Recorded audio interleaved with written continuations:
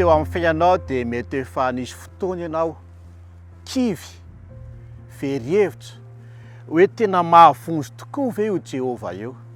Mety efa nangataka zavatra ianao tao anatin'ny andro, mety examen io, mety fahoriana io, mety aretina io, dia mety efa kivy ianao hoe mahavonjy tokoa ve io Jehovah io. Aiza io Jehovah io?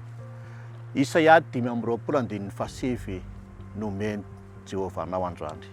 Isaia 5:27 manao hoe: indro Andriamanitsika izay nandrasantsika hamonjy antsika, indro Jehovah izay nandrasantsika koa dia aoka ho faly sy ravoravo amin'ny famonjeny isika.